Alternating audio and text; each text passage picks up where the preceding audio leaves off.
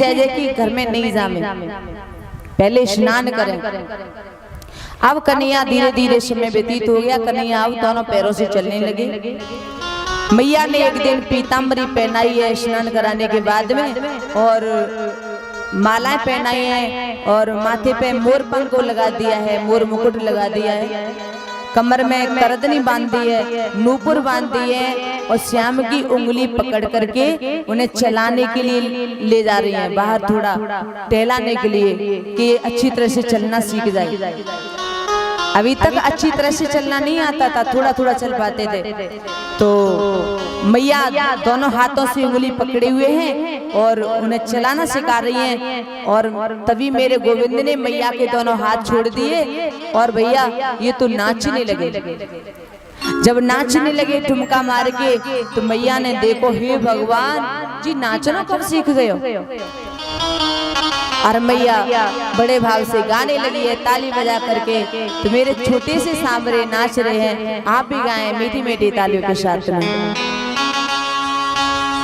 कि छमो छमो नाच दिखावे रे मेरो प्यारो समरिया, छम छम नाच दिखावे रे मेरो प्यारो समरिया, छमो छमो नाच दिखावे रे मेरो प्यारो समरिया, ओ छम छम नाच दिखावे रे मेरो प्यारो समरिया, प्यारो समरिया मेरो बारो समरिया, प्यारो समरिया मेरो बारो समरिया, प्यारो समरिया मेरो बारो समरिया, प्यारो समरिया मेरो बारो समरिया, छम छम नाच दिखावे रे मेरो प्यारो समरिया, ओ छम छम नाच दिखावे रे मेरो प्यारो समरिया। और भाव से ताली के साथ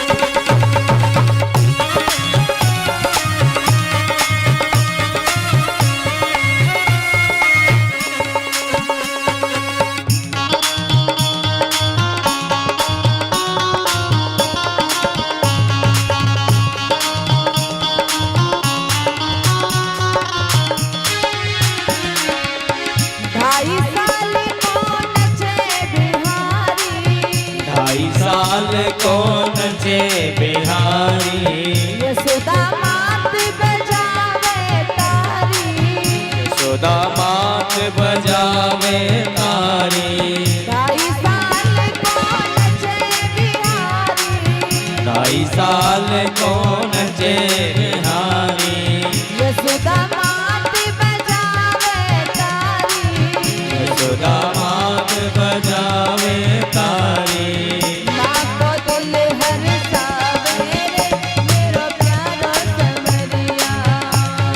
नाच नचावे रे मेरो प्यारो समरिया। और भाव से मीठी मीठी ताली के साथ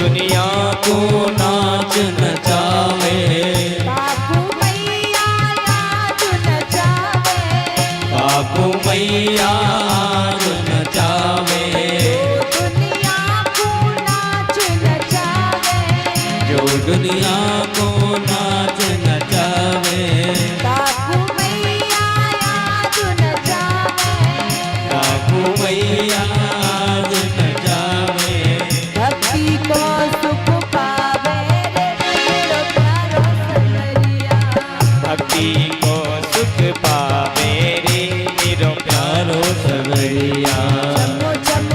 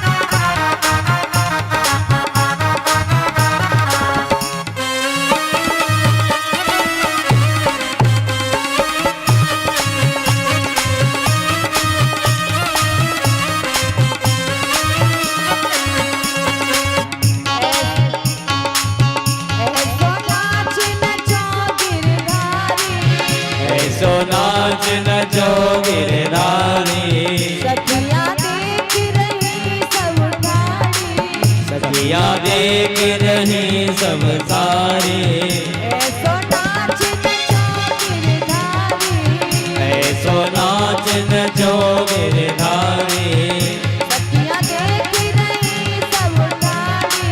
सखियां देख रही सब सारे श्याम नाच मन भावे मेरो प्यारो समरिया श्याम नाच मन भावे रे मेरो प्यारो सवरिया प्यारो समरिया मेरो प्यारो समरिया प्यारो सवरिया मेरो प्यारो सवरिया प्यारो समरिया मेरो प्यारो समरिया प्यारो सवरिया मेरो प्यारो कन्हैया चम चम नाच दिखावे रे मेरो प्यारो समरिया चम नाच दिखावे रे मेरो प्यारो सवरिया चम नाच दिखावे रे मेरो प्यारो सवरिया चम नाच दिखावे रे मेरो प्यारो सवरिया चम नाच दिखावे रे मेरो प्यारो सवरिया चम नाच दिखावे रे मेरो प्यारो सवरिया वृंदावन बिहारी लाल की जय। कृष्ण कन्हैया लाल की जय। राधे रानी सरकार की जय। जय श्री राधे। जय श्री राधे। इधर श्री सुखदेव समझाने लगे हे राजन, आज देखो साक्षात ब्रह्म को,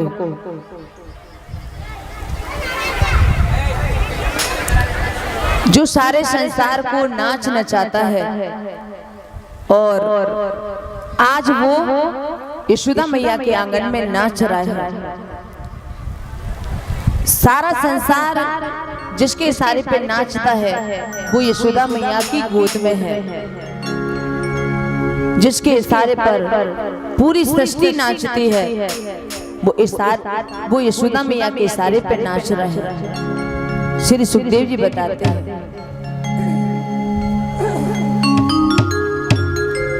कि शेष महेश गणेश दिनेश सुरेश हो जाहि निरंतर ध्यान ताहे अखंड अनंत अनादि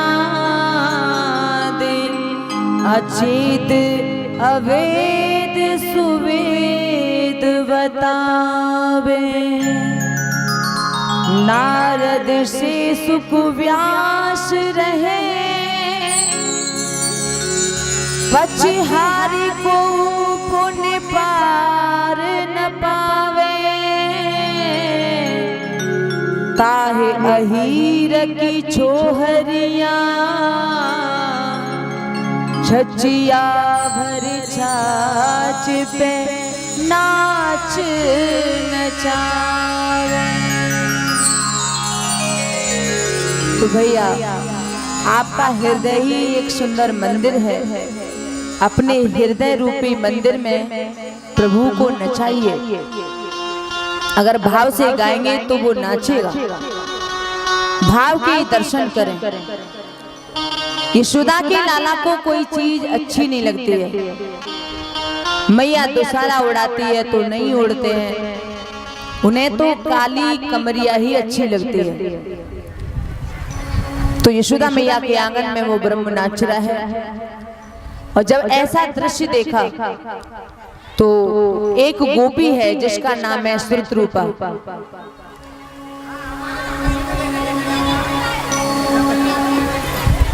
भैया कौन सी पंचायत हो रही है यहाँ पे भैया?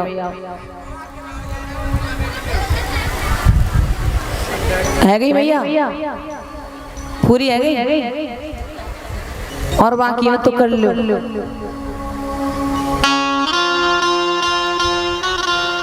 जो जरूरी बात है वह पहले करो, क्योंकि कथा तो होती रहती है।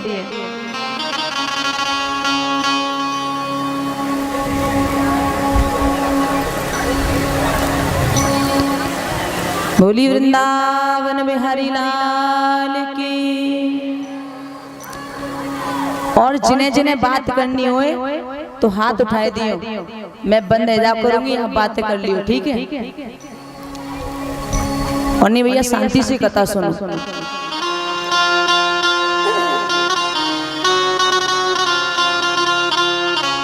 एक साथ में दो काम हो तो अच्छे नहीं होते हैं। आपकी बात भी होती रहे, मेरी कथा भी चलती रहे, तो भैया हमें पता चलनी चाहिए कौन सी जरूरी बात चल रही है, तो बता दियो, ठीक है? अब इधर श्री सुखदेव समझाने लगे, हे राजन, एक गोपी है श्रुतरूपा गोपी, उसने ये दृश्य देखा कि यशोदा मैया के आंगन में वो ब्रह्म नाच रहा है।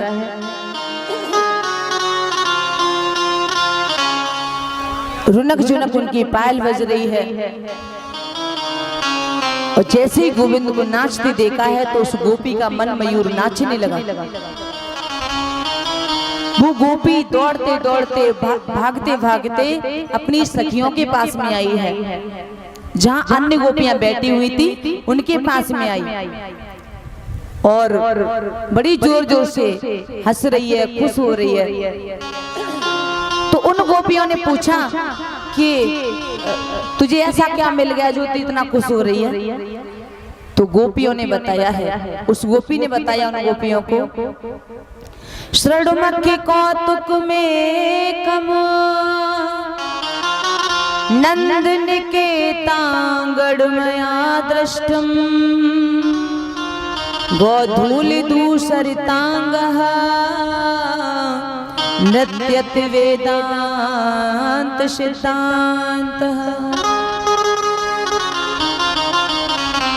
वो गोपी कहने लगे कि मैंने आज एक विचित्र दृश्य देखा।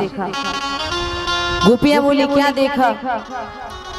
तो उस गोपी ने कहा कि वो गाय की धूल से दूसरित अंग वाला वेदांत प्रतिपाद्य आज यशोदा मैया के आंगन में नृत्य कर रहा है। जब ये बात सुनी तो सभी गोपियों के नेत्र नम हो गए हैं, और गोपियों ने मन में सोचा कि हमें भी गोविंद के दर्शन करने हैं। यशोदा मैया बड़ी भाग्यवाली हैं जो कि उनके यहाँ पर गोविंद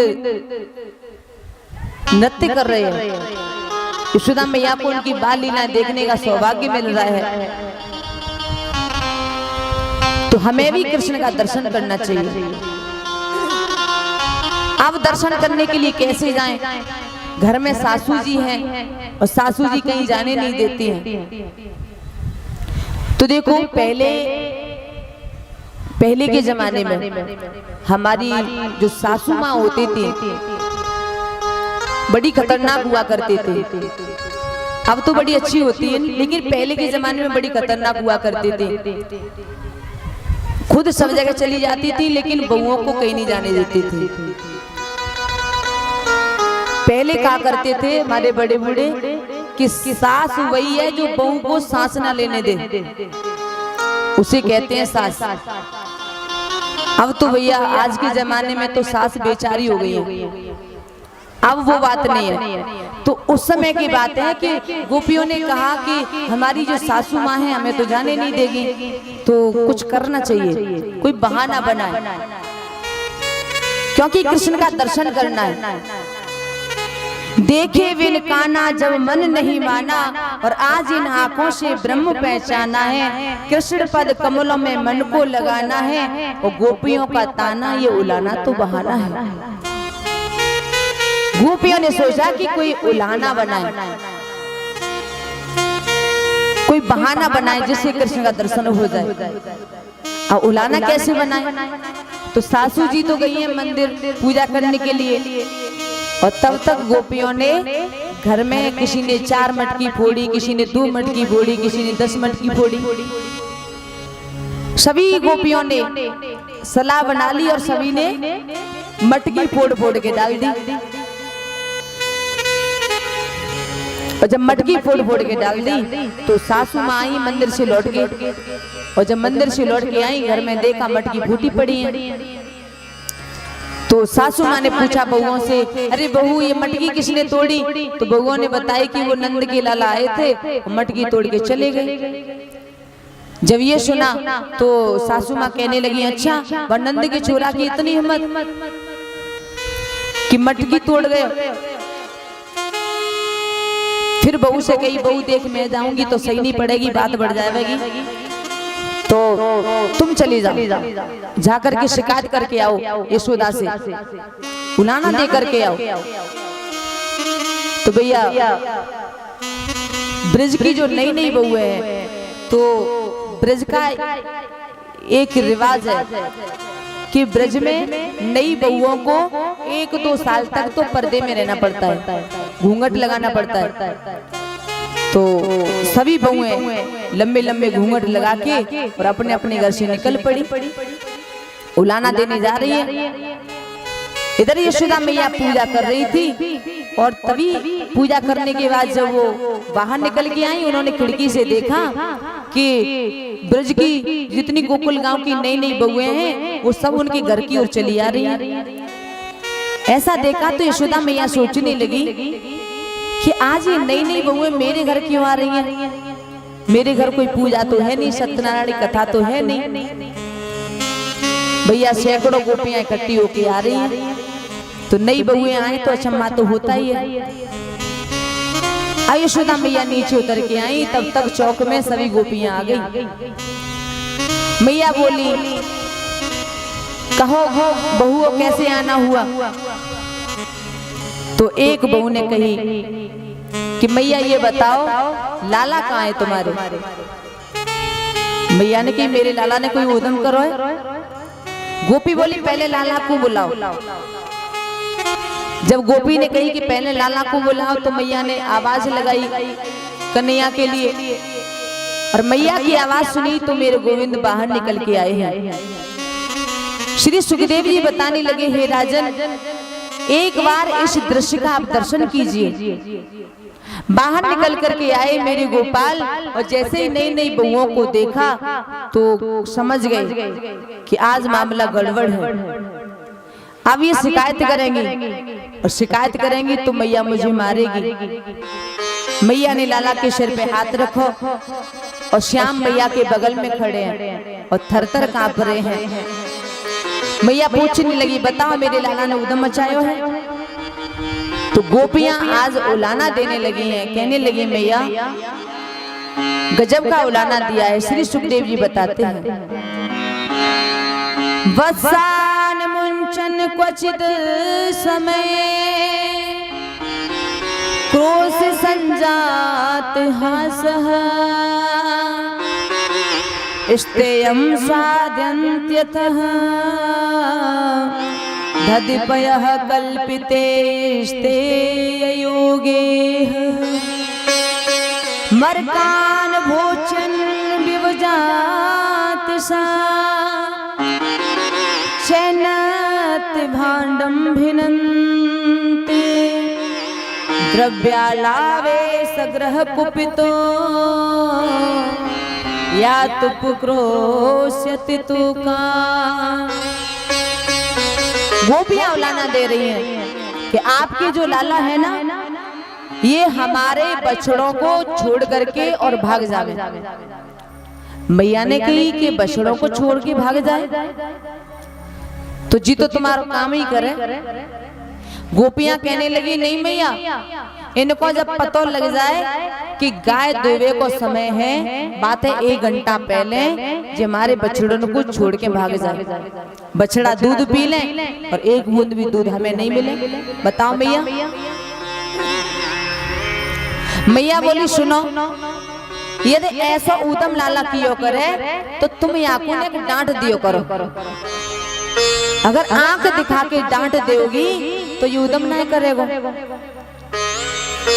गोपी बोली, यदि हम आंख दिखा करके लाला को डांटें तो हमको देख करके ये खिलखिला के हंसी जाए।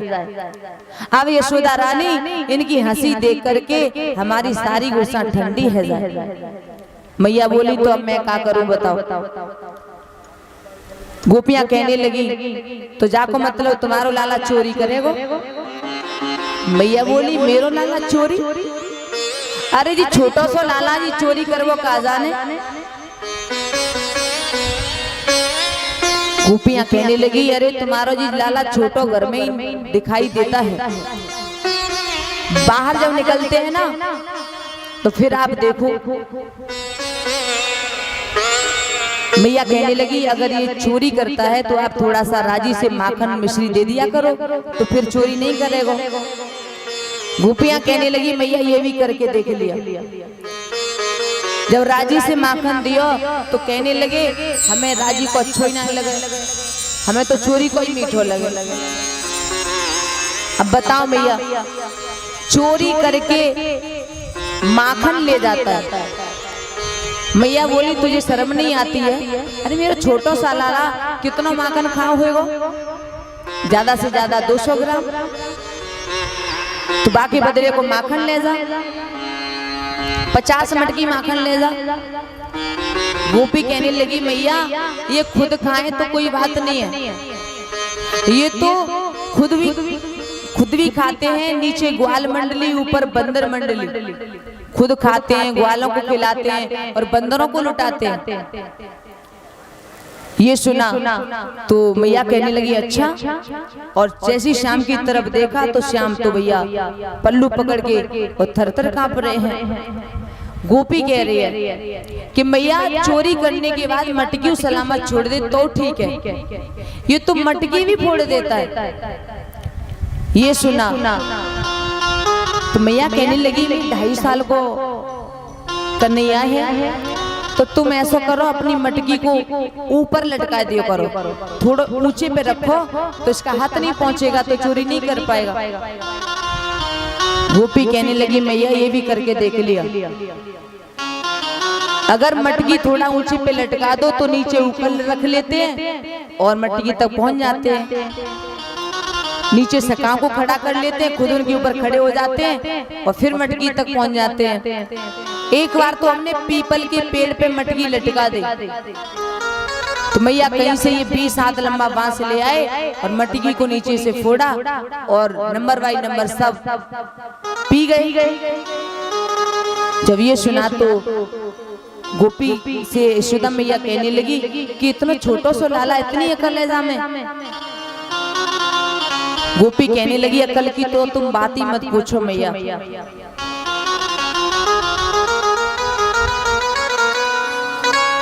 ये छोटे घर में ही नजर आते हैं। एक बार की बात सुनो मैया, इसमें बुद्धि कितनी है। परसों मेरे पति को जन्मदिन हो तो मैंने अपने पति के जन्मदिन पे बड़े अच्छे भोजन बनाए, 56 भोग बनाए और आपके लाला आए, पाटा पे बैठ गए और कहने लगे भाभी मेरो भोग लगाओ। मैंने कही लाला सत्यनारायण की कथा होनी है तो पहले ठाकुर जी को भोग लगेगा और तब तुम्हें मिलेगा। तो बस मुंह फुला के खड़े हो गए कि हमसे बड़ो ठाकुर जी कौन है। मैंने कही नहीं अभी नहीं मिलेगा, पहले ठाकुर जी को भोग लगेगा फिर पंडित जी भोग लगाएंगे और तब मिलेगा, बाकी बात तुम्हें प्रसाद मिल जाएगा। तो भैया मैंने थोड़े डांट दिए तो झट से पाटा से उठ के खड़े हो गए और कह के गए भाभी होगी सो देखी जाएगी, आज तो तुम्हें ही देखना है। और चले गए नाराज होकर के। तो जन्मदिन की खुशी में मैंने अपने पति को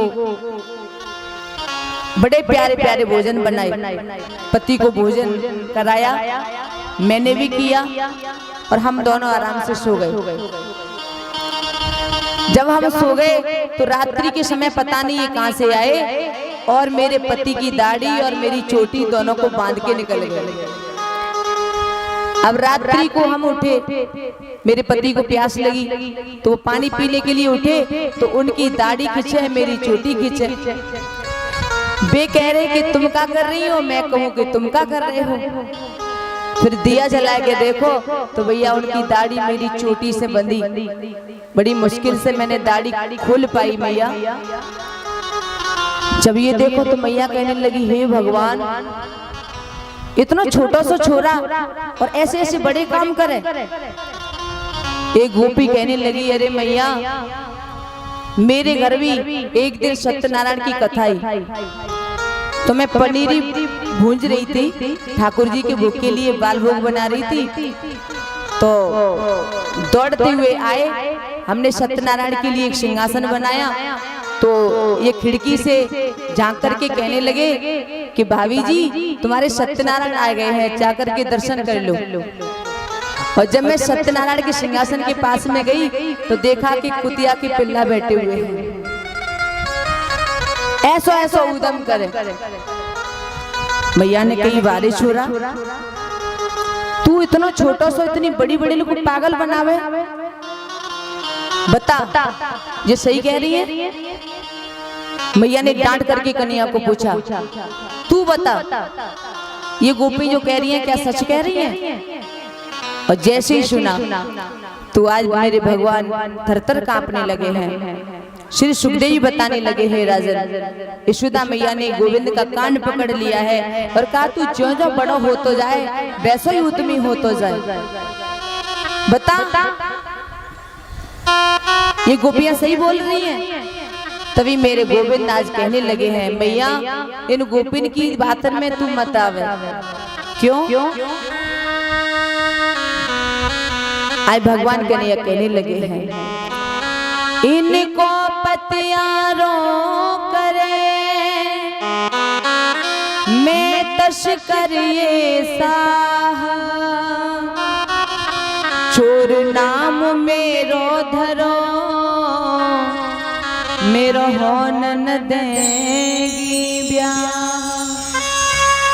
ये गोपियां बड़ी चालू है मैया, तू इनकी बातन में आ जाए। मैया यशोदा के सामने भगवान कृष्ण अपनी सफाई प्रस्तुत करते हैं। मैया कान पकड़े हुए खड़ी है। सुखदेवी कहते हैं, परीक्षित इस दृश्य को देखो, क्या ब्रह्मा में ये ताकत है कि वो ब्रह्म का कान पकड़ सके? आज यशोदा मैया कान पकड़ रही है और मेरे ठाकुर जी थरथर कांप रहे हैं। मैया ने कही तू ज्यों ज्यों बड़ा हो तो जाए वैसा ही उद्यमी हो तो जाए, वैसे ही बिगड़ तो जाए। अरे चोरी करने की तो क्या जरूरत है? 9 लाख गाय नंद बाबा के नित नयो माखन हुए, क्यों चोरी करता है? कन्हैया बोले, मेरी बात तो सुन मैया, कि हे मैया ग्वालिनिया मोई दोष लगाती है, मेरी पकड़ कलाई को घर में ले जाती है, मेरी पकड़ कलाई को घर में ले जाती है, मेरी पकड़ कलाई को घर में ले जाती है।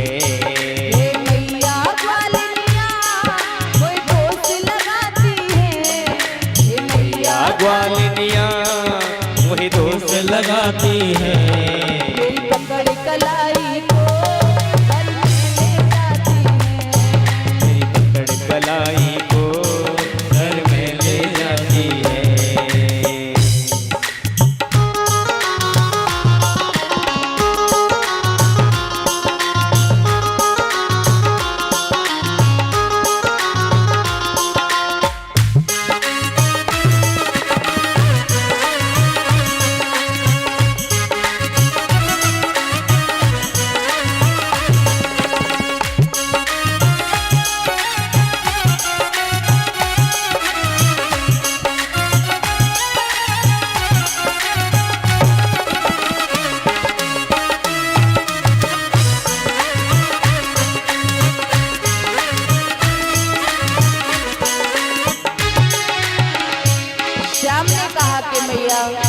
ये गोपियां मुझे बिना बात दोष लगाती है।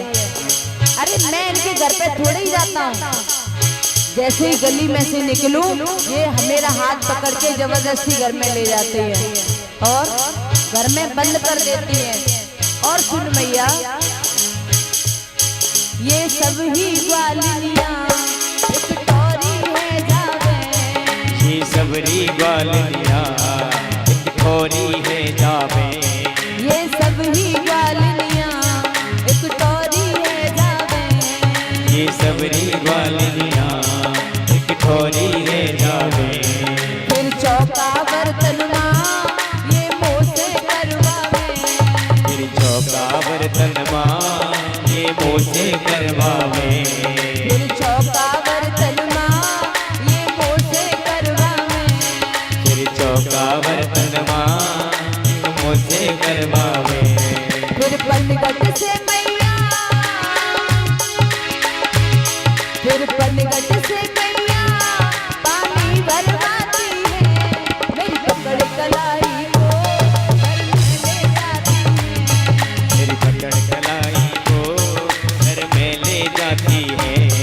मेरी पकड़ कलाई को घर में ले जाती है।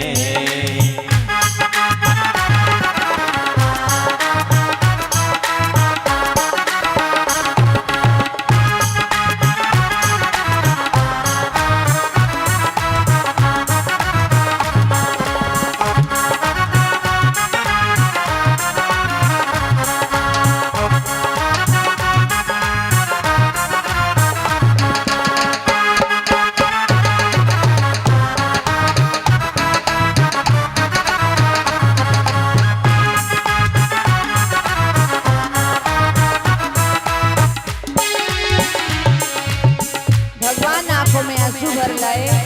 कहा ये गोपियां सभी इकट्ठी हो जाती है, मेरी कलाई पकड़ के घर में ले जाती हैं, चौका बर्तन करवाती हैं, हाथ में लोटा देके पानी भरवाती हैं।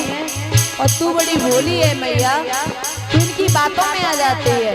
और कहा ये गैया धोती माँ, ये गैया धोती माँ मोए बछड़ा पकड़ावे।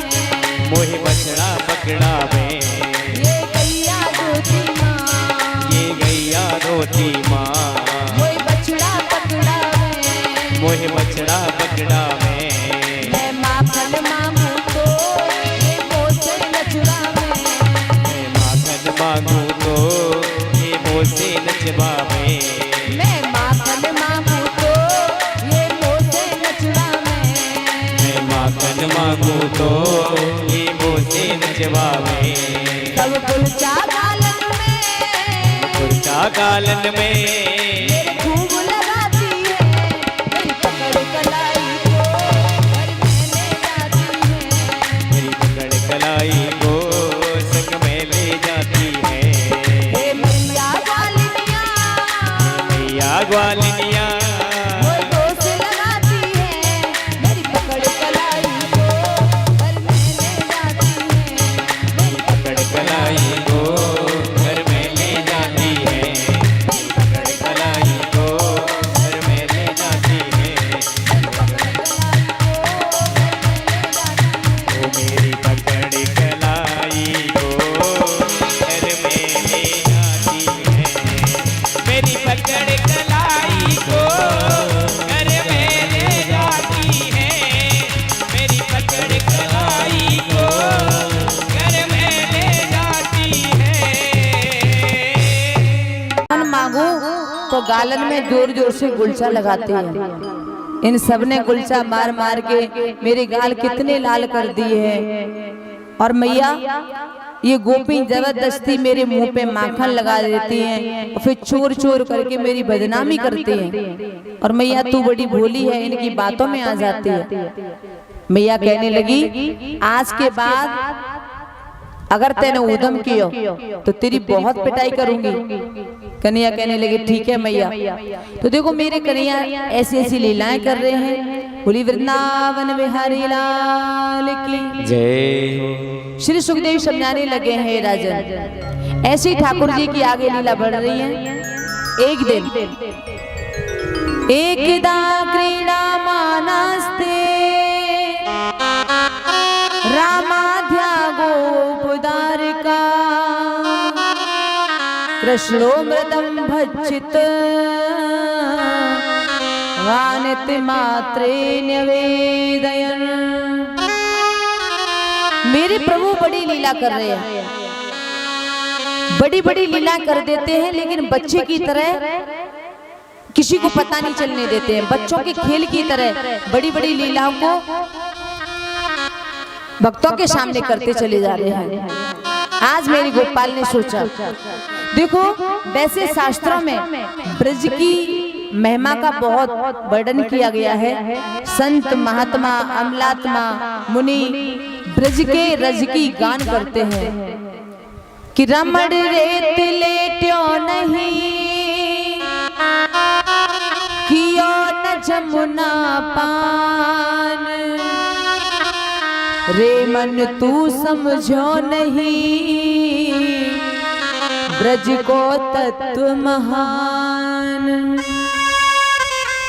जो रमण रेती में नहीं लेटा हो, यमुना जल का जिसने पान ना किया हो, वो ब्रज के तत्व का महत्व तो नहीं समझ सकता और ब्रज में रहने का उसका कोई फायदा भी नहीं है।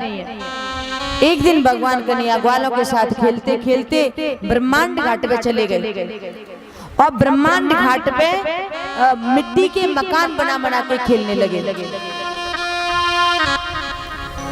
अभी कृष्ण की उम्र है 3.5 साल की, तो मिट्टी के मकान बना बना के खेल रहे थे और तभी मेरी गोपाल ने एक मिट्टी का डेला लिया और अपने मुंह में धर लिया। जैसी मिट्टी का डेला मुंह में रखा है मेरे गोविंद ने, एक ग्वाल ने देख लिया तो वो सखा दौड़ा दौड़ा यशोदा मैया के पास में आया, मैया लाला ने मिट्टी खाई है, मैया लाला ने मिट्टी खाई है। यशोदा मैया ने सुनी, यशोदा मैया दौड़ती हुई आई, आकर के कन्हैया का कान पकड़ लिया, छड़ी दिखा करके कहने लगी, क्यों रे कस्मान मृदम मंदात्मन भवान भक्षित वानरः वदन्ति ताव काव्य होते कुमारास्ते योग्रजो अप्ययम्।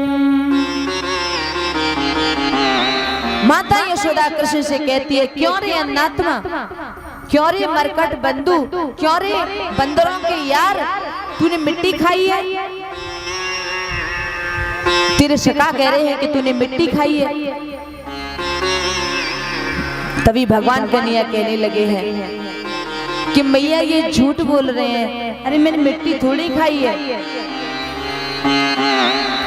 मैया ने कहा, तो क्या खाया है? तो श्री सुखदेव जी महाराज वर्णन करते हैं, भगवान कन्हैया कहने लगे, ना हम भक्षित वांडम सर्वे मिथ्या विसंसिनः यद सत्य गिरस्त रहे समक्षमुपश्यमे मुखम। श्याम ने कहा कि मैया मैंने मिट्टी नहीं खाई है, ये सब ब्रजवासी झूठ बोल रहे हैं, और अगर तो विश्वास नहीं हो तो मेरे मुंह में देख ले। तभी भगवान का सकाता मधुमंगल वो कहने लगा, लाला तू बड़ो चालू है, अरे वो अब मुंह में थोड़ी है, वो तो पेट में चली गई। मैया ने कही, नहीं थोड़ी तो लगी होगी, चल मुंह खोल के दिखा। श्री सुखदेव जी बताने लगे, हे राजन, जब मैया ने कही कि अपना मुंह खोल के दिखा, मेरे गोपाल ने अपना छोटा सा मुखारविंद खोल दिया है, और जैसे ही मुखारविंद को खोल के दिखाया तो सज्जनों संपूर्ण ब्रह्मांड मेरे कन्हैया के मुंह में दिखाई देने लगा है। पूरा ब्रह्मांड उसके मुंह में दिखाई देने लगा। पूरे ब्रह्मांड में जो 14 लोक हैं कृष्ण के मुंह में वो भी दिखाई दे रहे हैं। मृत्यु लोक में 9 प्रकार के वर्ष हैं वो भी दिखाई दे रहे हैं। 84 कोष का ब्रज मंडल है वो भी कृष्ण के मुंह में दिखाई दे रहा है। नंद रानी का जो महल है वो भी कृष्ण के मुंह में दिखाई दे रहा है। और मैया जो कान पकड़ के खड़ी है कन्हैया का, वो भी कृष्ण के मुंह में दिखाई दे रहा है। जैसे ये सब देखा तो मैया देखती ही रही, उसकी आंखें फटी की फटी रह गई और मन में सोच रही, हे भगवान, मैं कोई सपना देख रही हूँ या फिर ये कोई देवता की माया है या मेरी बुद्धि खराब हो गई है। फिर थोड़ी देर में विचार आया, ना मेरी बुद्धि खराब है ना देवता की जी कोई माया है, मेरा जो लाला है ना जी मोह भगवान देखे। मुझे ऐसा लग रहा हो कि जी भगवान है, कोई साधारण नहीं है। अब मैया कहने लगी, हे भगवान मुझे माफ कर दियो, मैंने तुम्हारे कान पकड़ के बड़ी गलती कर दी, अब कभी कान नहीं पकड़ूंगी। कन्हैया सोचने लगे मैया भगवान न मान ले कहीं, अगर भगवान मान लिया तो अलमारी में बिठा देगी। उसी समय मेरे प्रभु ने अपनी वैष्णवी माया को आदेश दे दिया कि जो भी मेरी माँ ने देखा है वो सब कुछ भूल जाए, बुला दो इन्हें। जैसे ही भगवान का आदेश हुआ उसी समय योग माया ने मैया को सब कुछ बुला दिया। अब मैया कहने लगी, लाला तेरे मुंह में मैंने कछु देखो। कन्या कहने लगे, नहीं मैया तेने कछु ना देखो। श्री सुखदेव जी बताने लगे, हे राजन यही मेरे कृष्ण का अद्भुत चरित्र है, ये सब प्रेम लीला है, बिना प्रेम रीझे नहीं नटवर नंद किशोर।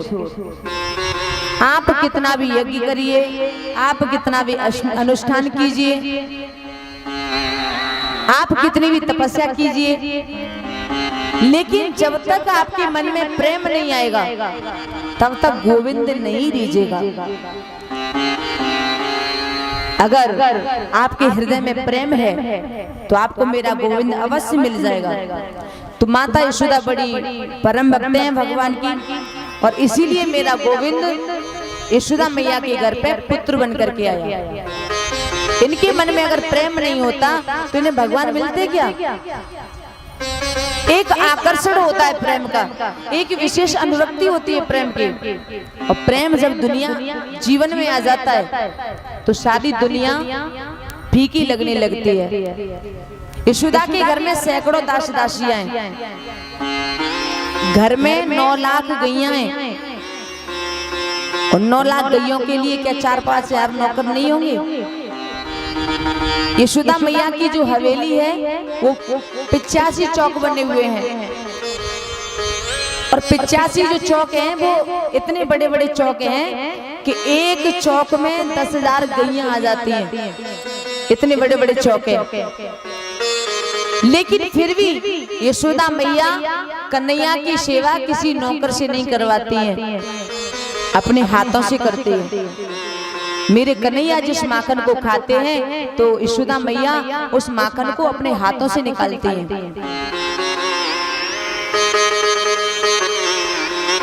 और जिन बच्चों को माँ का प्यार मिलता है वो बच्चे आगे चलकर के बड़े संस्कारवान बनते हैं। माताओं को चाहिए कि बच्चों को अपना दूध पिलाएं।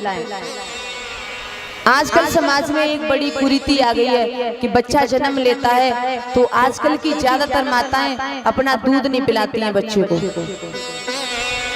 बच्चा पैदा हुआ बोतल लगा दी मुंह से, तो बचपन से ही वो बोतल पकड़ना सीख जाता है और फिर वो दूसरी बारी बोतल पकड़ लेता है। तो माताओं को चाहिए कि बच्चे को अपना दूध पिलाएं, क्योंकि माँ का दूध बच्चे के लिए अमृत होता है।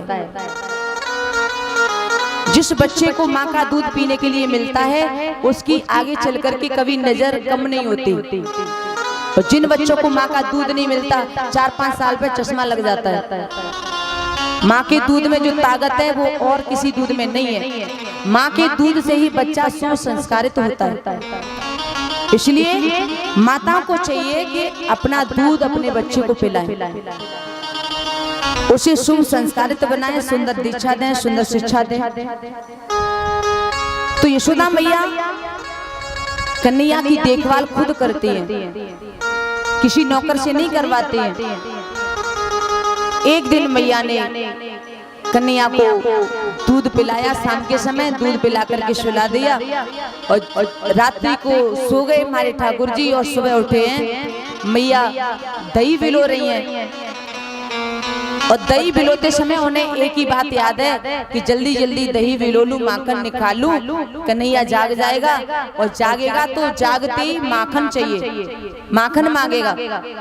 तो देखो मनसा वाचा कर्मणा 3 प्रकार की भक्ति होती है, और यशोदा मैया हाथों से दही बिलो रही है, कन्हैया के लिए माखन निकाल रही है। तो तो हाथों से सेवा हो रही है, मन में सोच रही है कि कन्हैया जागेगा तो माखन मांगेगा, और मुंह से भगवान का कीर्तन भी करती जा रही है।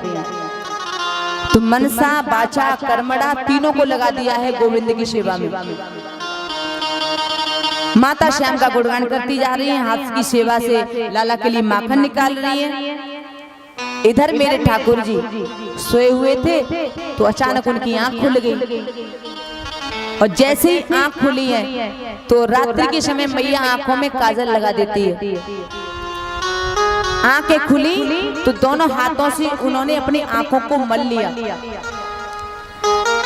और जब आंखों को मल लिया तो भैया जगन्नाथ जी जैसी आंखें हो गई हैं, आधे गाल पर काजल लग गया, और जल्दी जल्दी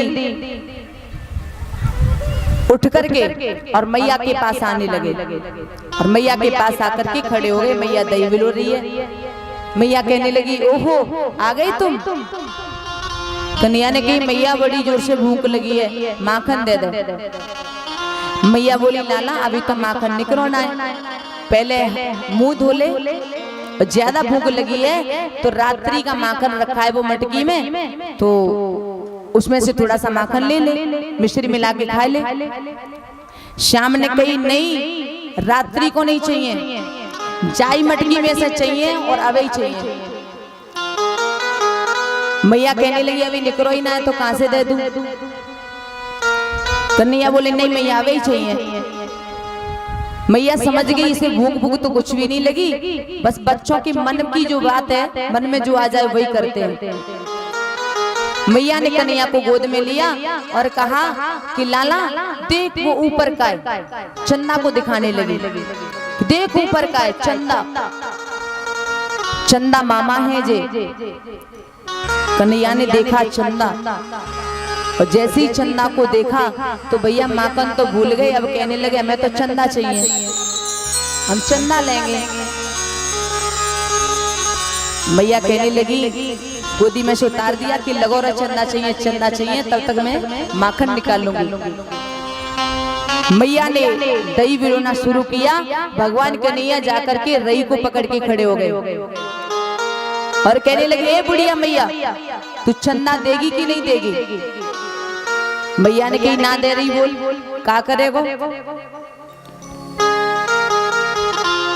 कन्हैया कहने लगी, मैया तो चंदा देना पड़ेगा।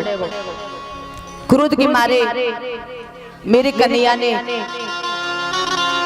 दांतों से अपने नीचे वाला ओठ दबा लिया है। बड़ी प्यारी छवि लग रही है।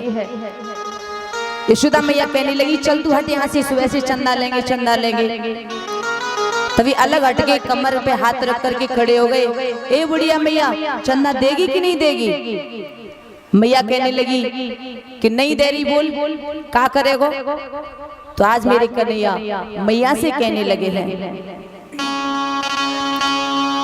कि मैया में तो चंद्र खिलौना ले हो, मैया में तो चंद्र खिलौना ले हो, मैया में तो चंद्र खिलौना ले हो, मैया में तो चंद्र खिलौना ले हो।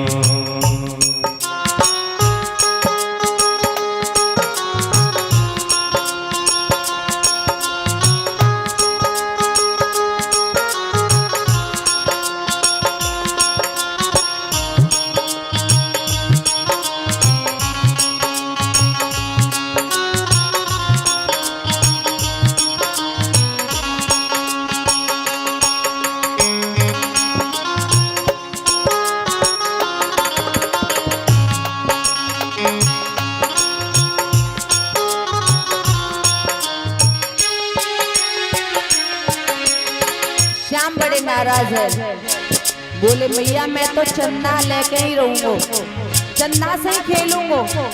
और जय हो लेती धरती पे अब, जय हो लेते धरती पे अब, जय हो लेती धरती पे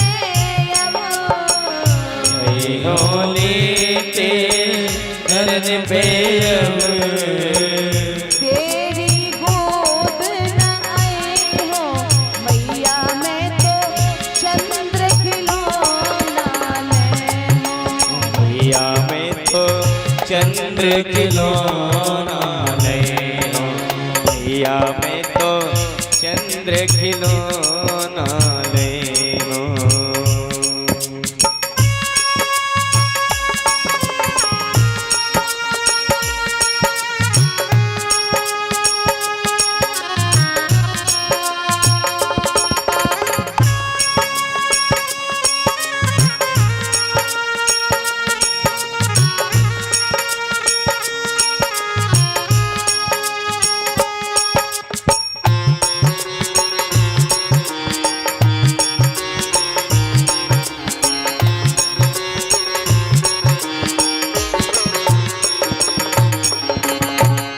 यदि तुमने चंदा नहीं दिया माँ तो जमीन पर लेट जाऊंगा, शरीर में बालू लगाऊंगा, तुम्हारी गोद में तो बिल्कुल नहीं आऊंगा। मैया बोली दारी के मत आ तू मेरी गोद में, पर मैं चंदा नहीं दे रही। तू नहीं आवेगा तो बलराम को गोद में ले लूंगी, पर तू चंदा नहीं दे रही। कन्हैया कहने सोचने लगे ये धमकी काम नहीं आ रही है, अब दूसरी धमकी देनी पड़ेगी। अब कन्हैया कहने लगे सुरवी को पान न करे हो, सुरभि को पान न करे हो, सुरवी को पान न करे हो, सुरभि को पान न करे हो,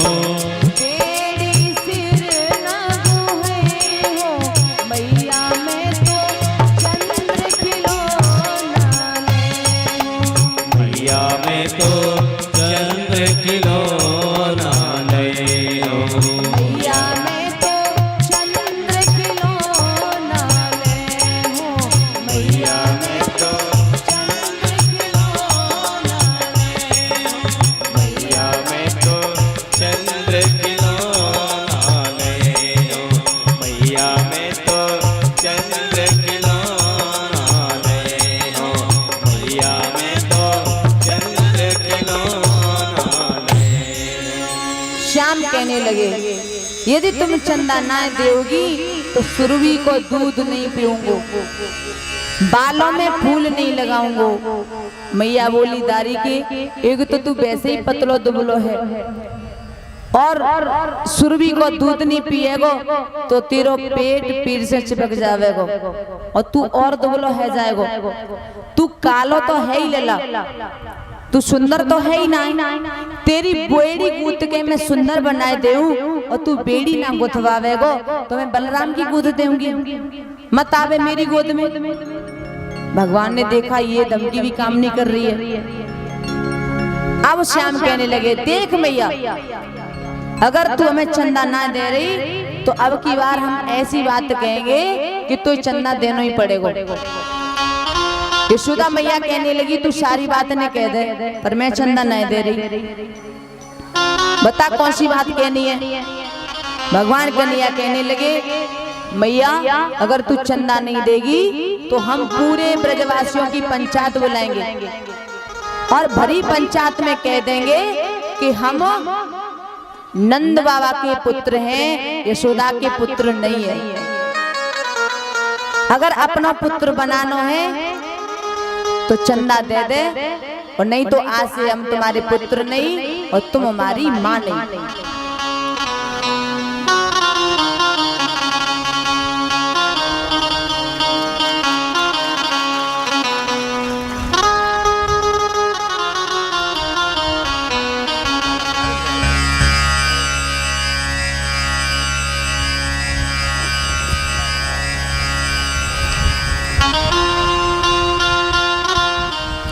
भगवान कन्हैया ने कहा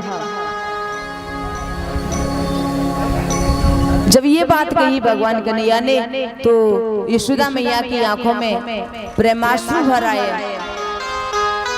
और कहने लगी कि तेरी कैसी तोतली और कितनी मीठी बाणी है, कहीं मेरी ही नजर ना लग जाए। दौड़ करके मैया ने लाला को अपनी गोद में ले लिया और गोद में बिठा लिया।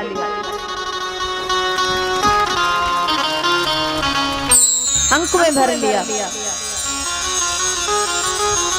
और यशोदा मैया कहने लगी कन्हैया से गोद में बिठा करके कि लाला तू ये चंदा छोड़, मैं तो से एक बात कह रही हूँ।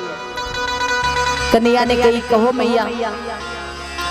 यशोदा मैया कहने लगी देख तू ऐसे नाराज मत होकर, माखन से भी कोमल चंदा से भी सुंदर तेरे लिए मैं एक बहू लेकर के आऊंगी। और जैसे ही बहू का नाम सुना अब कन्हैया कहने लगे अब तो हमें बहू चाहिए, अब बहू ला करके दो। यशोदा मैया हंसने लगी, कहने लगी कि अभी मुंह धोए की अकल नहीं है और बहू चाहिए। कन्हैया कहने लगे नहीं मैया अब तो बहू ला के दे। मैया ने कही तो पता है बहू कैसी होते हैं, बहू बहुत लंबी होते हैं, तू बड़ा छोटो सो है। कन्हैया बोले देख मैया हम छोटे हैं तो हमें बहू छोटी चाहिए, बड़ी नहीं चाहिए।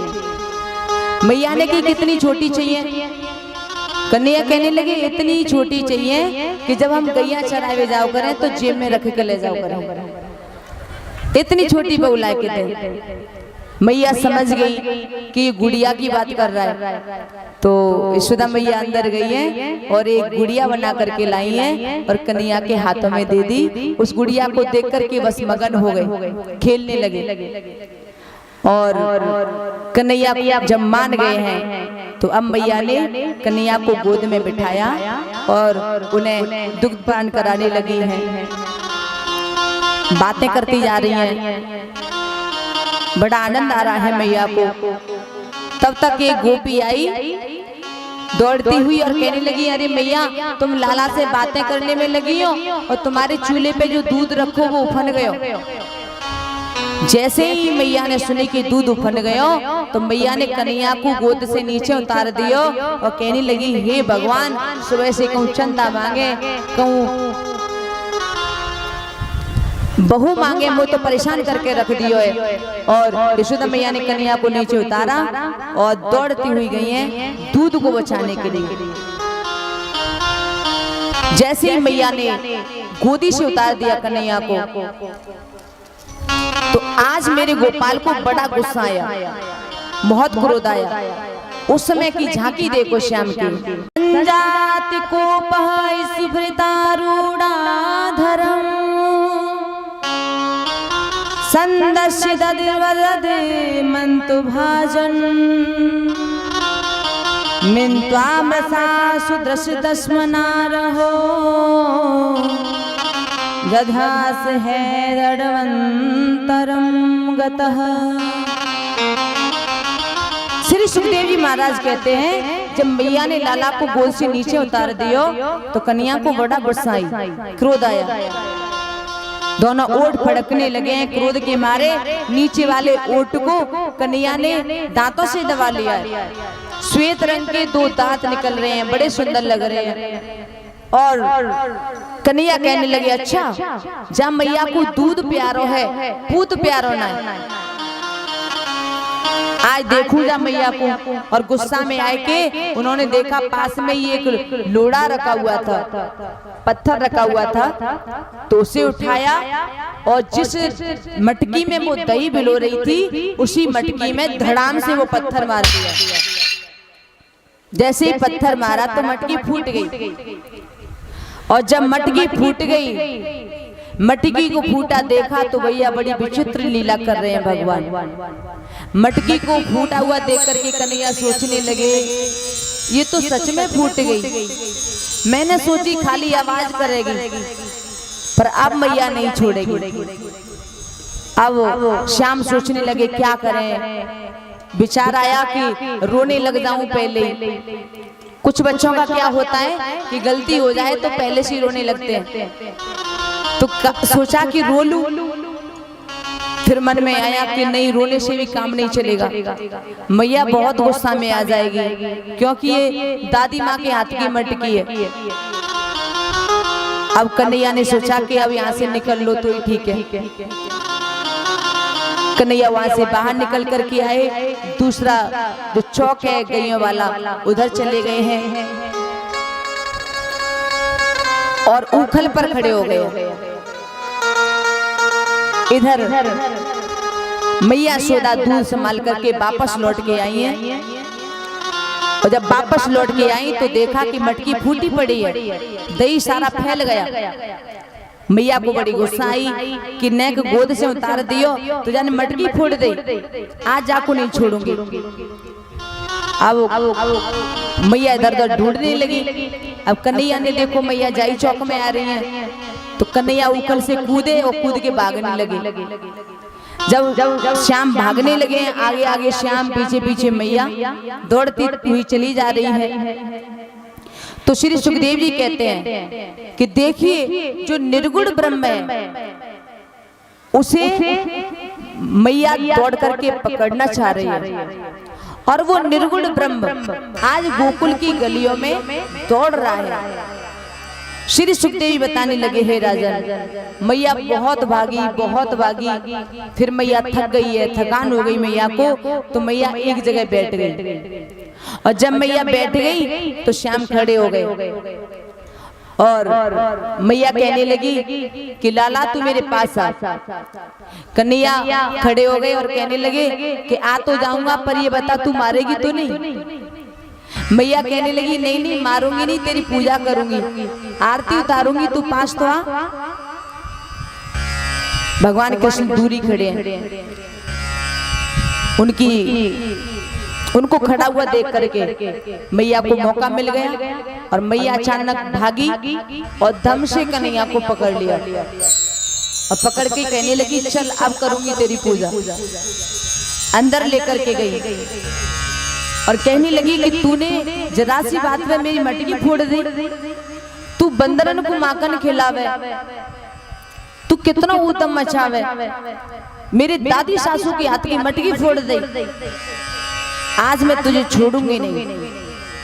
और मैया रेशम की डोरी लेकर के आई है और कहने लगी तू जाई उकल पे खड़ो है कि बंदरन को माखन खिलाता है ना, तो इसी उकल से तुझे बांधूंगी। अब मैया रेशम की डोरी लाई है और जैसे ही श्याम को उकल से बांधने लगी तो श्री सुखदेव जी समझाते हैं कि हे राजन क्या कर रही है मैया। न चांतर्न वहेर्यस्या पूर्वम नापि चापरम पूर्वापरम बहिश्चान्त जगतो यो जगच्छयः। जिस परमात्मा के आदि का पता नहीं है, जिसके अंत का पता नहीं है, उस अधोक्षज श्री कृष्ण को यशोदा मैया अपना पुत्र मान रही हैं और उकल से बांध रही हैं, जैसे किसी प्राकृतिक बच्चे को बांधते हैं। लेकिन रस्सी 2 अंगुल छोटी पड़ जाती है। मैया ने 20 हाथ रस्सी जोड़ ली, फिर भी वो 2 अंगुल छोटी पड़ी। तो कितनी भी रस्सी जोड़ती है लेकिन वो 2 अंगुल कम पड़ जाती है। तो 2 ही अंगुल क्यों कम पड़ती है? क्योंकि 2 शक्ति है, एक का नाम है माधुर शक्ति और एक का नाम है ऐश्वर्य शक्ति। माधुर शक्ति कहती है ये गोपाल बन के आया है, मैं इसे बांध करके मानूंगी, और ऐश्वर्य शक्ति कहती है ये भगवान है, मैं इन्हें बंधने नहीं दूंगी। इन दोनों के आपस के झगड़े में रस्सी 2 अंगुल छोटी पड़ जाती है।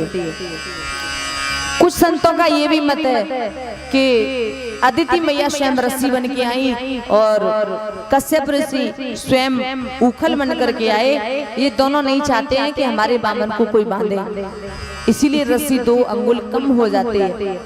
आगे समातुष्ण गात्राया विस्रस्तकवर सृजः दृष्ट्वा परिश्रम कृष्ण कृपयायसी तु सुबंधने। श्याम ने अपनी माँ को देखा कि मैया ज्यादा परेशान हो गई है, परिश्रमित हो गई है, तो कृपा करके स्वयं ही बंध गए। अब श्याम को बांध करके मैया अपने कार्य में लग गई। इधर श्याम ने सोचा कि मुझे बांध करके मैया तो अपने कार्य में लग गई, वैसे मुझे कौन बांध सकता है। अब मैया चली जाती है तो जिसका यशोदा मैया जैसा वात्सल्य हो वहीं पे प्रभु बन जाते हैं। तो ये भी एक गोविंद का उद्देश्य था, उस उकल से बंध जाना। तो यशोदा मैया के दरवाजे पे दो वृक्ष खड़े हुए हैं, यमलार्जुन के वृक्ष, अशोक के वृक्ष। तो ये दोनों हैं कुबेर के पुत्र। नारद जी के श्राप के कारण ये दोनों जड़ वृक्ष हो गए थे। तो नारद जी ने ही उन्हें बताया था कि परमात्मा के स्पर्श से तुम्हारा कल्याण होगा। तो अब भगवान कृष्ण घुटमन घुटमन चलने लगे हैं और दोनों वृक्षों के बीच में से होकर के निकले। और जैसे ही बीच में से होकर के निकले हैं, ऊखल फंस गया है दोनों वृक्षों के बीच में। भगवान ने एक झटका दिया तो उसी समय दोनों वृक्ष टूट जाते हैं, गिर पड़ते हैं। तो उसमें से दो महापुरुष निकले।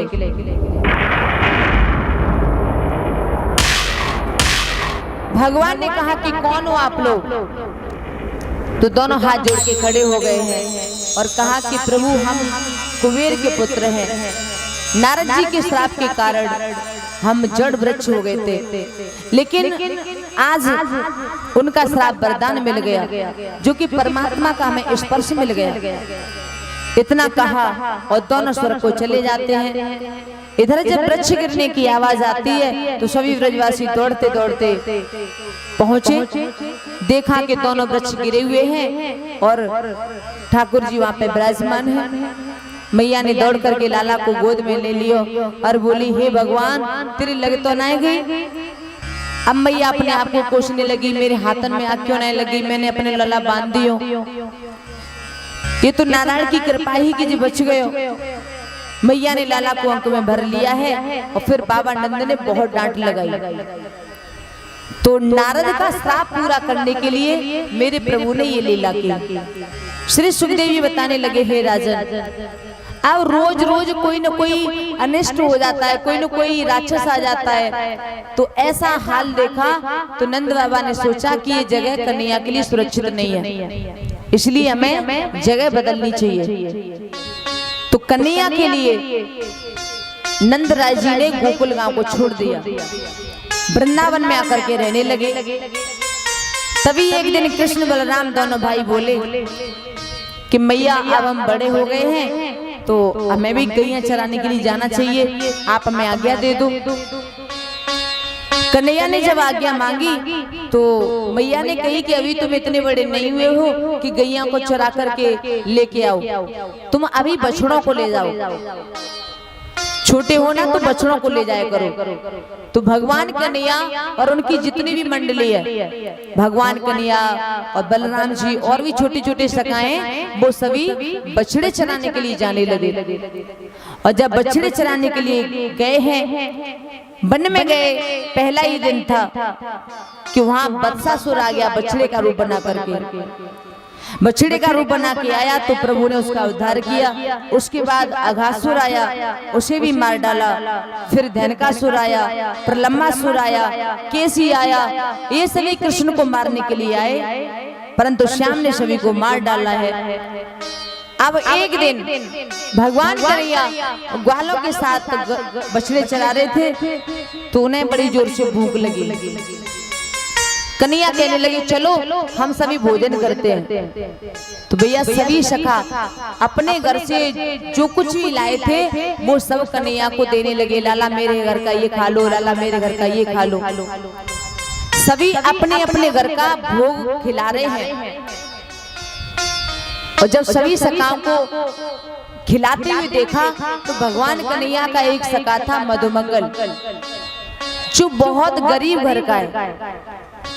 मधुमंगल ने देखा तो मधुमंगल सोचने लगा कि मेरे घर भी कुछ होता तो मैं भी कन्हैया को ऐसे ही लेकर के आता और अपने हाथों से इसे भोग लगाता। बहुत गरीब है मधुमंगल, जो पूर्णमासी पुरोहितानी है उन्हीं का पुत्र है। तो ऐसा भाव आया उस मधुमंगल के मन में। तो भगवान तो अंतर्यामी है, सब कुछ जानने वाले हैं। सभी सखाओं ने अपने अपने घर का भोग निकाल के रख दिया, कन्हैया ये खा लो ये खा लो। तभी मेरे गोपाल कहने लगे कि देखो सखाओ, आज हम किसी के घर का कुछ भी नहीं खाएंगे। कहा क्यों? कन्हैया ने कहा कि आज तो हम मधुमंगल के घर का कुछ खाएंगे। मधुमंगल तुम जाओ अपने घर से कुछ लेकर के आओ, आज जो तुम लाओगे मैं वही खाऊंगा। जब ये सुना कन्हैया ने कहा कि मधुमंगल के घर का खाऊंगा, तो मधुमंगल को इतनी खुशी हुई कि उस खुशी में वो ये भूल गया कि मेरे घर कुछ भी नहीं है। एकदम भागा वहां से, भागते हुए आया अपने घर अपनी माँ के पास में और माँ से कहने लगा, माँ आज पता है कन्हैया ने कहा कि आज मैं मधुमंगल के घर का कुछ खाऊंगा, तो जल्दी से तू कुछ बना दे, मैं कन्हैया को लेकर के जाऊंगा। मैया ने कहा, लाला घर में तो कुछ है ही नहीं, तू क्या बना दूं?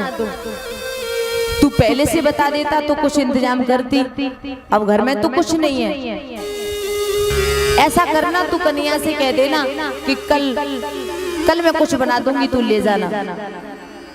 मधुमंगल कहने लगा, लेकिन कन्हैया तो भूखा बैठा है, उसने कहा है कि आज मैं मधुमंगल के घर का ही खाऊंगा, जो भी हो वो दे दे। मैया ने कहा, घर में और तो कुछ है नहीं, 2-3 दिन पहले मैंने कड़ी बनाई थी वो रखी है, ले जा। तो मटकी में कड़ी रखी हुई है, वो मटकी हाथ में दे दी मैया ने। अब मधुमंगल उस कड़ी को लेकर के जा रहा है, रास्ते में सोचता जा रहा है। उसने कड़ी को सूंघ करके देखा तो बड़ी खट्टी है, उसका मन खट्टा हो गया। सोचने लगा, इतनी खट्टी कड़ी मेरा गोविंद कैसे खाएगा? कितने सुंदर सुंदर पकवान खाता है, कितने भाव से सब लोग उसे मिठाई खिलाते हैं, और मैं कड़ी लेकर के जा रहा हूँ, इससे तो कन्हैया का मन खराब हो जाएगा। मधुमंगल ऐसा सोचता हुआ जा रहा था। चलता चलता वहां पहुंच गया कि कन्हैया थोड़ी दूर रह गए। सभी ग्वाल वाल बैठे हैं, कन्हैया बैठे हुए हैं, और कन्हैया को पीछे से देखा तो मधुमंगल वहीं की खड़ा का खड़ा रह गया। सोचने लगा, अब उसने मन में सोचा कि चाहे कुछ भी हो जाए, ये खट्टी कड़ी तो मैं कन्हैया को खिलाऊंगा ही नहीं। फिर सोचा क्या करूं, इसे फेंक दूं। फिर मन में आया कि अन्न को फेंकना नहीं चाहिए। फिर कहा छुपा दूं, तो कहा अगर छुपा दूंगा तो कन्हैया कैसे भी ढूंढ लेगा। मधुमंगल ने सोचा कि ना छुपाता हूँ ना फेंकता हूँ, इस कड़ी को लाओ मैं खुद ही पी जाता हूँ। तो मटकी को मुंह से लगाया और कड़ी को पीने लगा है। जल्दी जल्दी कड़ी को पी रहा है, तो आधी फैलती जा रही है, आधी मुंह में अंदर जा रही है। इधर ग्वालों की नजर पड़ गई। ग्वालों ने कन्हैया से कहा, हे कन्हैया देख पीछे क्या हो रहा है। कन्हैया ने देखा तो मधुमंगल मटकी को मुंह से लगाए और कड़ी को पीता जा रहा है। सारा मुंह लिसा हुआ है, कपड़े भी गंदे होते जा रहे हैं। कन्हैया ने आवाज लगाई, अरे मधुमंगल क्या कर रहे हो? तब तक उसने सारी कड़ी को पी लिया और मटकी को फेंक दिया। कन्हैया भागते हुए आए, मधुमंगल क्या किया ये तुमने? मधुमंगल कहने लगा, लाला वो कड़ी बहुत खट्टी थी, पहली बार तो तूने कुछ मांगा, और अगर वो कड़ी तू खाता तो तेरा मन खराब हो जाता। तू अच्छे अच्छे भोजन करता है, और इसीलिए मैंने वो कड़ी पी ली। अब तू चिंता मत कर, कल मैं मैया से कह दिया है, वो कुछ अच्छा सा बना देगी, मैं तुझे खिला दूंगा। भगवान कन्हैया कहने लगी, लेकिन मेरा तो प्रण है कि आज मैं तेरे घर का खाऊंगा। मधुमंगल कहने लगा, अब है ही नहीं तो कहां से खा लेगा? भगवान ने कहा कि मेरे लिए तो है। मधुमंगल कहने लगा, कहाँ है? तो भैया सारा मुंह लिसा हुआ था। मेरे गोविंद आगे बढ़े हैं और उसका मुंह चाटने लगे हैं। और जब मुंह से कड़ी चाटने लगे तो सभी ग्वाल आनंदित होने लगे। और ब्रह्मा जी ने जब ये दृश्य देखा तो ब्रह्मा जी के मन में शंका आ गई कि कैसा ब्रह्म है जो एक साधारण व्यक्ति के, साधारण इंसान का मुंह चाट रहा है। ये ब्रह्म नहीं हो सकता, शायद हमसे कोई गलती हो गई। जन्म के समय हम स्तुति करने गए थे तो हमसे कोई ना कोई गलती हो गई है। ये ब्रह्म नहीं हो सकता, ये ब्रह्म का काम नहीं है। ब्रह्मा जी ने सोचा कि अब इनकी परीक्षा ली जानी चाहिए। ब्रह्मा जी चले ब्रह्मलोक से और वृंदावन में आए। और जो बछड़े चर रहे थे भगवान के, वो बछड़े ब्रह्मा जी ने चुरा लिए। जब बछड़े चुरा लिए, ग्वालों ने देखा कि बछड़े कहीं नजर नहीं आ रहे हैं, तो कन्हैया ने कहा तुम यहीं रुको, मैं देख करके आता हूँ बछड़े कहाँ हैं। भगवान कन्हैया बछड़ों को देखने के लिए गए, तब तक ब्रह्मा जी ने ग्वालों को भी चुरा लिया और ग्वालों को चुरा करके ले गए हैं। भगवान कन्हैया को बछड़े कहीं नजर नहीं आए, लौट के वापस आए तो ग्वाल भी नहीं है। भगवान कन्हैया सोचने लगे आखिर ये ग्वाल गए कहाँ, बछड़े गए कहाँ। प्रभु ने तभी थोड़ा ध्यान करके देखा तो ब्रह्मा जी का ये काम निकला। ब्रह्मा जी चुरा के ले गए। योग सैया पर ब्रह्मलोक में सबको सुला दिया, जहाँ पे काल का असर नहीं होता। तो अब कृष्ण भगवान सोचने लगे हैं कि ये ब्रह्मा जी हमसे चालाकी कर रहे हैं। ये भूल गया है कि ये अपने बाप से चालाकी कर रहा है। ये सब नाटक ब्रह्मा का है, मेरे साथ ब्रह्मा जी चालाकी कर रहे हैं। तो अब भगवान ने क्या किया, श्री सुखदेव जी बताते हैं।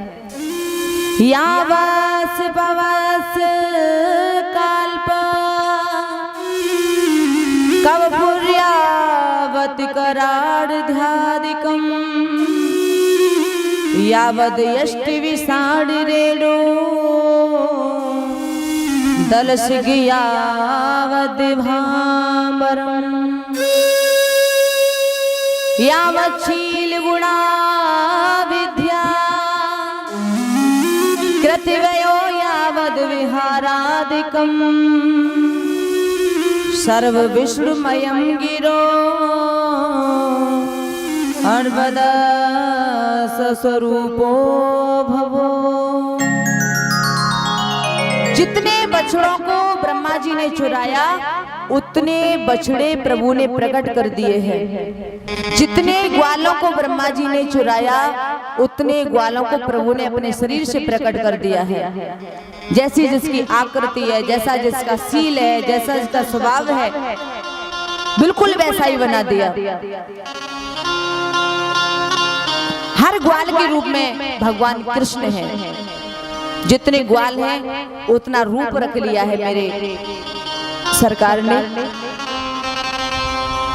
श्री सुखदेव जी बताते हैं राजन, नित्य प्रति गाय चराने के लिए जाते हैं भगवान और नित्य प्रति लौट करके आते हैं। इसका एक सुंदर सा भाव है। एक बार गौशाला में यशोदा मैया गाय धो रही थी, तो भगवान कन्हैया तब घुटवन घुटवन चलते थे। तो घुटवन घुटवन चल करके भगवान कन्हैया पहुंचे, यशोदा मैया गाय का दूध धो रही थी। तो भगवान कन्हैया गए और जबरन मैया की गोद में चढ़ करके और माँ का दूध पीने लगे। जब माँ का दूध पीने लगे तो वो गैया इस दृश्य को देख रही थी। उस गाय के मन में ऐसा भाव आया कि जैसे यशोदा का दुग्ध पान करते हैं कन्हैया, क्या मेरा भी दुग्ध पान करेंगे? तो उन गायों की अभिलाषा 1.5 वर्ष के कन्हैया ने पहचान ली थी और उन्होंने वचन दिया था कि एक दिन वो भी आएगा कि मैं तुम्हारा बछड़ा बन करके तुम्हारा दुग्ध पान करूंगा। एक दिन यशोदा मैया के आंगन में कन्हैया नृत्य कर रहे थे तो वृद्धा माताओं ने देखा। उनके मन में ये भाव आया कि काश कृष्ण हमारे भी पुत्र होते और हमारे घर में ऐसे ही लीलाएं करते, हमें सुख प्रदान करते। तो उन वृद्धा गोपियों की आकांक्षा को समझ लिया और कहा कि एक समय वो भी आएगा कि मैं आपका बालक बन करके आपको भी सुख प्रदान करूंगा। आजकल वही हो रहा है, जितने ग्वाल हैं उतने कृष्ण हैं, जितने बछड़ा हैं वो भी कृष्ण हैं। नित्य व्रत बछड़ा चराने जाते हैं, वापस लौट के आते हैं। ये नाटक 1 वर्ष तक चलता रहा। अब 1 वर्ष तक श्री कृष्ण इस रूप में रहे और 1 वर्ष तक जब ये नाटक चलता रहा तो एक दिन दाऊ जी महाराज ने देख लिया, बलदाऊ जी ने देख लिया। बलदाऊ जी ने देखा कि पहले जितना ये गैया अपने बछड़ों को प्यार नहीं करती थी उतना अब करते हैं। ब्रज की गोपियां जो वृद्धा माता हैं वो अपने बच्चों से अब जितना आनंदित रहती है उतना पहले नहीं रहती थी। उन्होंने ध्यान धर के देखा तो भैया बछड़ा भी कृष्ण है और ग्वाल भी कृष्ण है। ये देखा तो कन्हैया के पास में आए और कहा कि कन्हैया क्या ये सब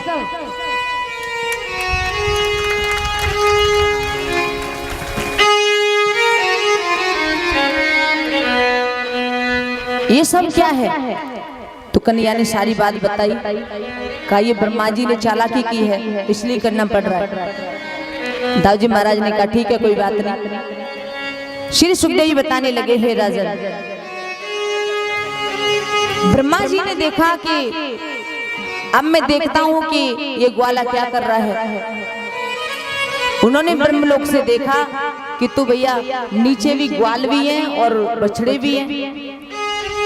ब्रह्मा जी सोचने लगे वहां ग्वाल बछड़े कहां से आए। अपने यहाँ पर देखा तो वहां भी ग्वाल हैं बछड़े भी हैं। ब्रह्मा जी ने सोचा कि लाओ थोड़ा पास जाकर के देखो ये लीला क्या है। ब्रह्मा जी आए खोज करने के लिए। तो ऐसा प्रसंग आता है कि ब्रह्मा जी खोज करने आए। उन्होंने सोचा कि दूर से शायद सही से ही दिखाई नहीं दे रहा हो। तो ब्रह्मा जी वृंदावन में आए जानकारी करने के लिए।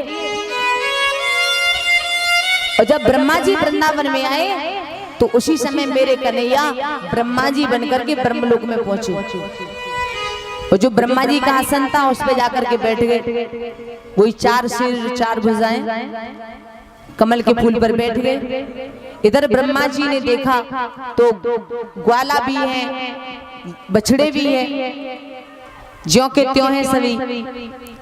इधर भगवान ब्रह्मा जी बन के पहुंच गए और उन्होंने द्वारपालों से कह दिया कि अरे द्वारपालों, हमारे ब्रह्मांड में एक नकली ब्रह्मा आ गया, तो अगर वो यहाँ पर आए तो उसे अंदर मत आने देना। द्वारपालों ने कहा जो आ गया प्रभु। श्री सुखदेव जी बताने लगे, हे राजन, इधर ब्रह्मा जी ने वृंदावन में सब कुछ देखा और वापस लौट करके वो ब्रह्मलोक में पहुंचे। जब ब्रह्मलोक में पहुंचे अंदर जाने लगे तो द्वारपालों ने रोक दिया कि रुको, कहां जा रहे हो।